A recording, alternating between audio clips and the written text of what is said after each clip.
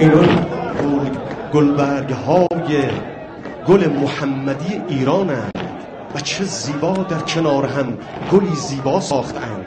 اقوام پاک و با شرافت میهنمان که همه مرزداران حریم عشق، مرزداران ایران عزیزند.